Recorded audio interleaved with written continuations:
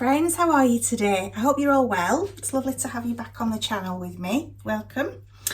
New subscribers, very warm welcome. Thank you for joining this wonderful family of frugality and prepping, I would say. Today we're just going to have a very simple recipe. I wouldn't say it was that much of a frugal recipe because we need quite a lot of spices, but they're all things that I have in my pantry anyway. So if you are building your pantry up and you're starting to build these spices up, you'll probably have most of them anyway, and what you don't have, just leave out. It's still going to be tasty. I've tried lots of different recipes, leaving in stuff, taking out stuff, and it always works out well in the end. So let's get cooking.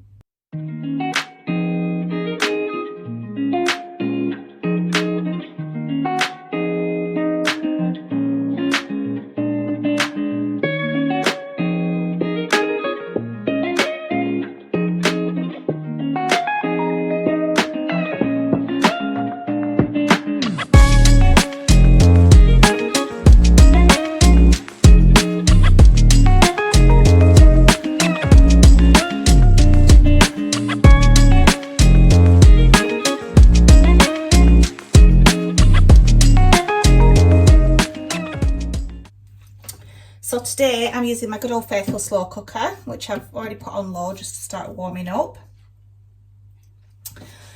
Now I would use, like I said, whatever you have, whatever you want. So you could use a tin of chickpeas, or you could use a tin of any kind of beans you've got, like cannellini beans or mixed beans, anything like that. So what I'm going to just do here is drain the chickpeas. You can save the juice, as I've said before, as an egg substitute. It's called aquafaba, the chickpea water. You can save that and put it in the fridge. Should last for about a week in the fridge. And you can, I've got stuff, and you can use them for an egg substitute.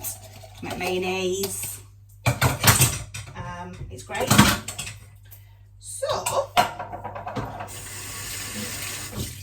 I'm just going to pop those chickpeas in here. Now if you wanted to fry off some onions with the spices first, you certainly can do. It does make a better, richer flavour. But today I'm cheating and I'm just throwing everything in the crock pot, because I just don't have time to mess about today. I've already got quite a lot of my housework done, and I do intend to do a few more jobs that have been playing on my mind a little bit that I haven't got done for a while. So in there I'm going to add a tin of chopped tomatoes. Now you don't have to use chopped tomatoes, you could use passata if you wished. That would be fine, that would work. Just give that a bit of a stir. Okay. So that is your chickpeas and your tomatoes. To that, like I said, I'm going to add quite a lot of spices to this, so it isn't budget friendly if you haven't got these spices. But if you have, brilliant. I'm just going to use probably just less than a teaspoon of ground cardamom. I'm going to have some onion granules in there, whatever you want. I'm going to get plenty of garlic powder in there. Again, you can use fresh onions and fresh garlic. Using fresh and just frying them off in a pan first does give you a better flavour. I'm going to use some coriander leaf, coriander powder or fresh coriander. Again, if you don't like coriander, please leave it out.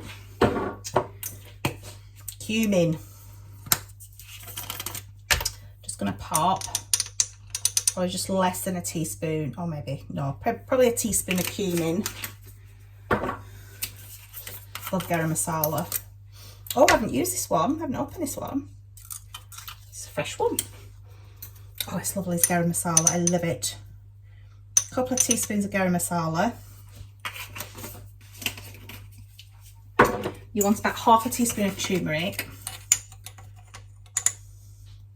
Roughly, don't be precise. We don't need to get precious about recipes. We want some normal paprika, so I'm going to put a teaspoon in.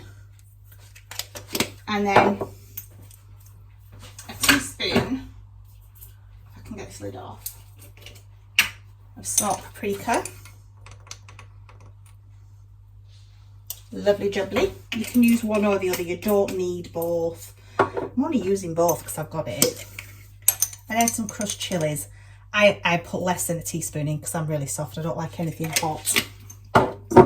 Now just for that extra, I'm going to pop some ginger in here, however much or little that you want. This is the lazy ginger. And just for that bit of extra garlic yumminess, I am going to pop some of this lazy garlic in. A very generous spoon, probably 2 generous teaspoons. I know we've put garlic powder in there, but believe you me, it's just yummy. Let me just move the camera over so you can see that now.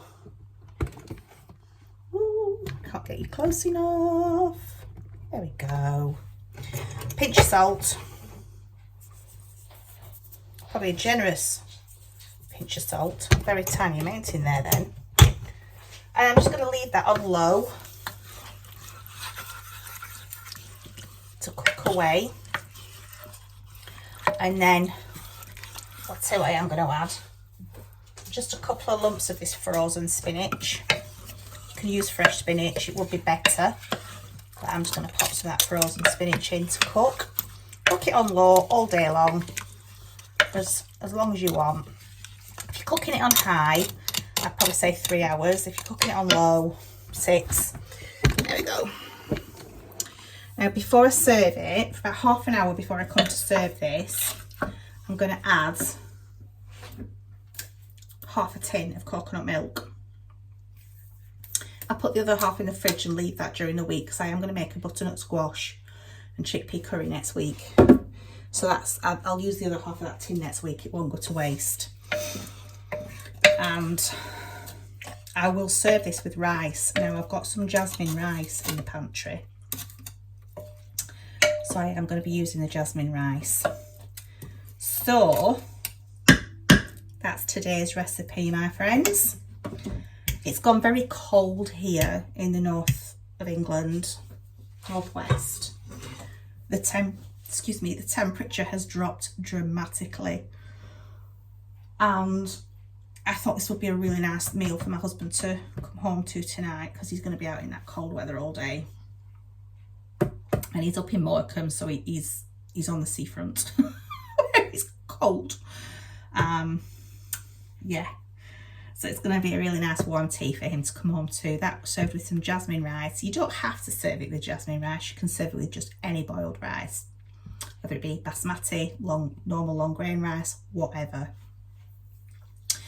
your heart desires. If you don't want rice, you could serve it with naan bread, and it's delicious. So added a bit of coconut milk to it at the end. We'll just give it that lovely creaminess as well. So I do hope you try it, and I'm hoping with all hopes, fingers crossed, to get some sewing videos to you soon. I really do. I know I keep saying this, but I really do need to get sewing now. I should have started a couple of months ago with my quilts for the winter, and again I've left everything to the last minute. So I'm hoping to do some like scrappy quilts, some very quick to put together quilts. I do love my quilts that have proper, shall we say, patterns to them, like flying geese and log cabin and all these wonderful quilts that you can make. I do like them. But when I want a quick throw together quilt just to get through the winter, because you know it's cold now, I'm going to try and do some scrappy quilts with you. you know, leftover fabric from other projects, old shirts that you've cut up. You can make it with scraps of old jeans that you've cut up. You can make a denim quilt with scraps. It doesn't have to be expensive to make a quilt. I think the only thing I would say, the best thing to do for good quality, for it to last, is get a good quality, what do you call it? Oh, it's been that long since I've made a quilt now. Batting, the batting that you put on. So you've got your fabric, your batting, and then your backing. And normally for the backing, if I want to make a cheap quilt, I will buy a bed sheet, a cheap bed sheet that's 100% cotton, and I will just use a cheap bed sheet to back the quilt with if I want to make it cheaply. Obviously, if I want to make a quilt that's a bit grander, I won't do that. I'll use something else. You know, I'll go to the fabric shop and I'll buy 3 or 4 yards, whatever I need of the backing fabric. However, for quick throw together quilts like this, you can just use scraps for both sides. Just use whatever you've got. So I hope to do that with you very soon, friends. I'm hoping to. I do still need to make some of those scrappy bookmarks for friends that have been asking since, I think, June this year.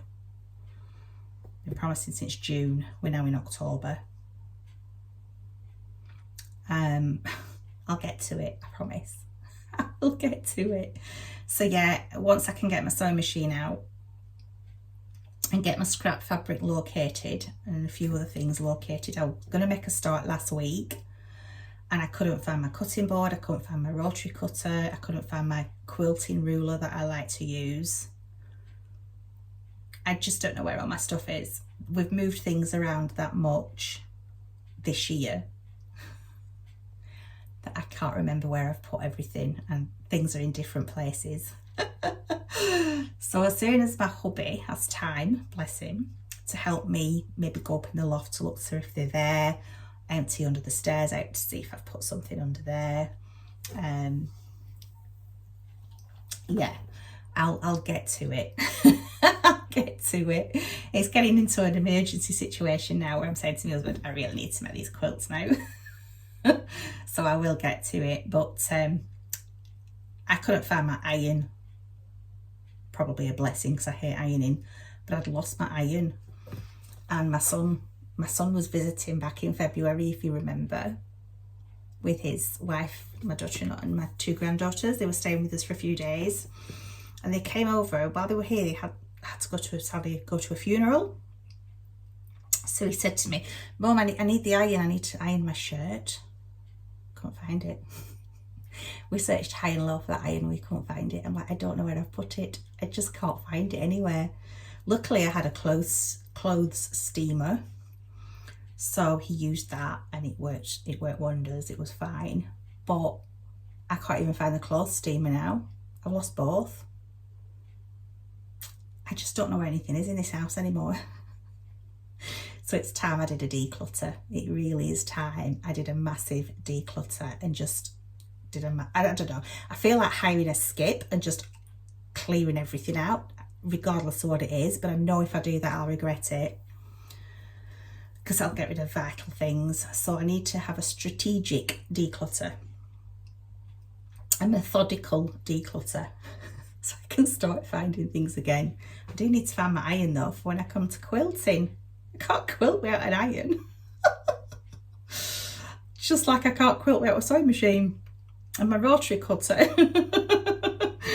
I know I can use scissors, but it's not the same. I prefer a rotary cutter. You get a more accurate cut. So friends, I will get back to you on the sewing projects as soon as I can, as soon as I've found everything. I am so disorganised, I tell you, I'm terrible. I just, what I do is I think, right, I'll just shove it there, it'll do for now, I'll sort it later. Or I'll just put that there, it'll do for now. And then when I come to need it, I forget where I've put it. I tend to put things away in a rush just to try and get as many jobs done as I can. Can you see my recycling bag hanging off the back door? I am sorry. I just hang my carrier bag outside, and as I'm recycling during the day, I throw it in the bag. And then at the end of the day, we go around and put it in the recycling bin. So you can see a carrier bag hanging off the back door. That's what that is. so I don't have to keep going out in this horrible weather. So yeah, just pop it in there and then do it all later, or just put it down and my husband will do it in the morning. Do recycling in the morning, all goes in a bag till later. So friends, bean curry, I'll try and get back to you later with a picture to insert what it looks like. My husband's on a big route in Morecambe today, so he will not be coming home very early, so I won't be filming the finished result on a plate with the rice, but I will show you what this looks like once it's fully cooked and the coconut milk's been added to it. If I can do a photo, I will do, guys, and I'll hopefully speak to you soon. So for now, I'm going to say goodbye, God bless, take care, and I'll see you again very soon. Bye for now, friends. Well, my lovelies, this is the amazing chickpea and spinach curry. A couple of mini naan breads and a small portion of rice.